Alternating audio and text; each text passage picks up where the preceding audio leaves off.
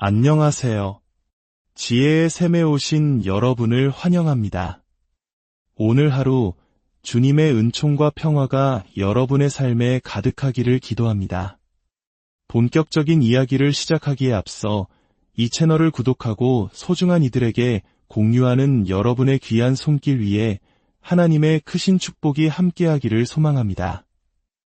여러분의 작은 나눔이 더 많은 영혼에게 선한 영향력을 전하는 귀한 통로가 될 것입니다. 혹시 여러분 중에도 아침에 눈을 뜨자마자 1분도 채 되지 않아 스마트폰부터 손에 쥐는 분이 계신가요? 통계에 따르면 4명 중 1명이 그렇다고 합니다.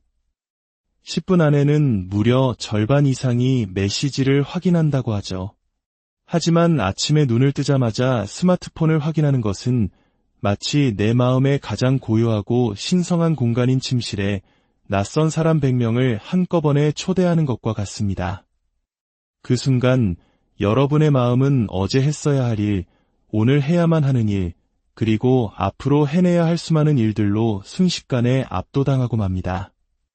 쏟아지는 광고와 이메일, 끊임없는 SNS 알림 속에서 여러분의 소중한 아침은 시작부터 혼란에 빠져버립니다.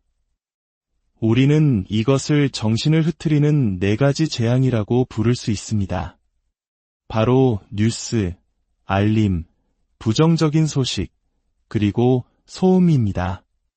만약 당신이 지난밤 깊은 잠을 잤다면 당신의 하루는 영분이라는 평온한 상태에서 시작될 수 있었습니다. 하지만 이 4가지 재앙과 함께 하루를 시작하는 순간 당신의 에너지는 시작부터 마이너스 4불로 곤두박질치고 하루 종일 그 마이너스를 메우기 위해 힘겹게 자신을 끌고 가야만 합니다. 오늘 이 이야기를 끝까지 들으신다면 여러분은 이 혼란에서 벗어나 가장 완벽한 아침을 맞이하는 4가지 습관을 알게 될 것입니다. 첫 번째 아침 습관은 바로 감사입니다. 우리 중 많은 이들이 감사라는 단어를 살면서 수없이 들어왔을 겁니다. 하지만 때로는 이 단어가 너무 부드럽고 뜬구름 잡는 소리처럼 느껴지기도 합니다. 너무 많이 들어서 그 진정한 의미가 퇴색되었다고 생각할 수도 있죠. 하지만 놀라운 사실은 당신이 진정으로 감사하는 마음에 머무를 때 다른 부정적인 감정은 동시에 존재할 수 없다는 것입니다.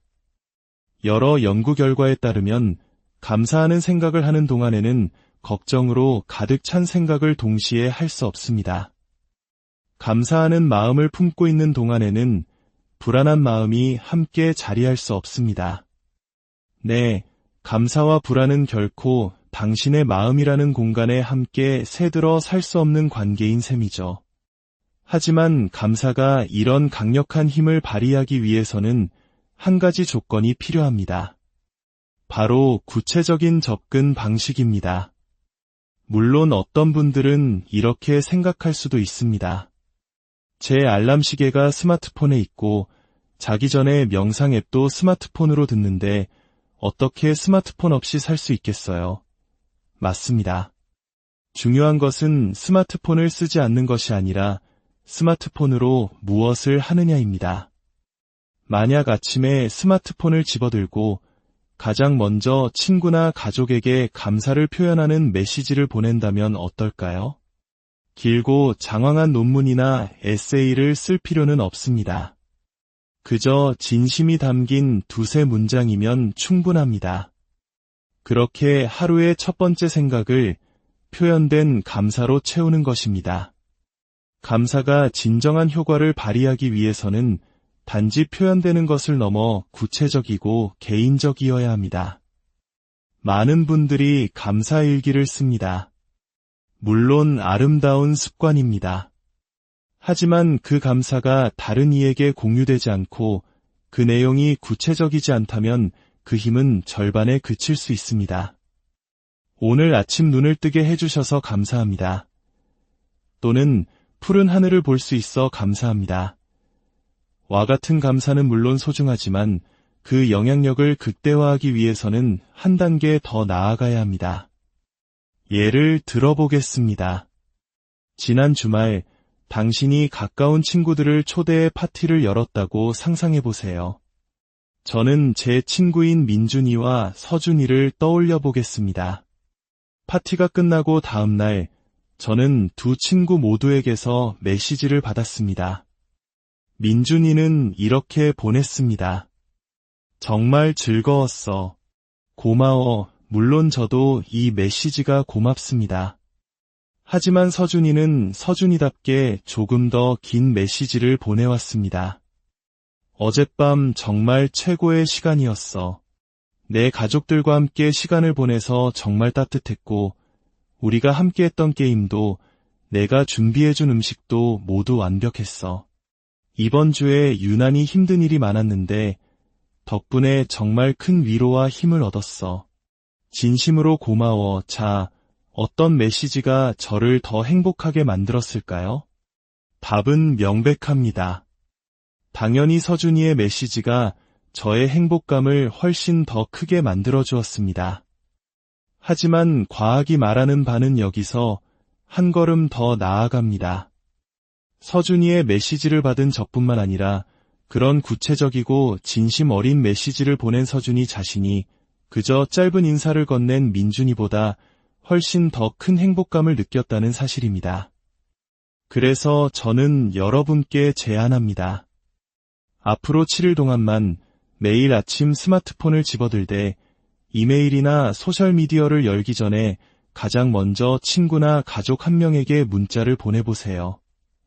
당신이 그들을 얼마나 소중하게 생각하는지, 그들에게 얼마나 감사하는지를 구체적으로 표현해보세요. 단 7일 만에 당신의 삶이 어떻게 변화하는지 지켜보시기 바랍니다. 두 번째 습관은 영감입니다. 인간에 대해 생각할 때마다 저를 매료시키는 것이 있습니다. 우리는 냉장고에 우유가 떨어지면 마트에 가서 우유를 사옵니다. 빵이 없으면 빵집에 가서 빵을 사오죠. 하지만 우리 마음에 영감이 떨어졌을 때는 그것 역시 우리가 직접 찾아 나서고 채울 수 있는 것이라는 사실을 종종 잊어버립니다. 우리는 때로 의욕이 없어, 정체된 기분이야, 어디로 가야 할지 모르겠어 라고 말합니다. 하지만 이 모든 말은 사실 내 안에 무언가가 고갈되었다는 신호일 뿐입니다. 마치 자동차에 기름이 떨어진 것과 같습니다.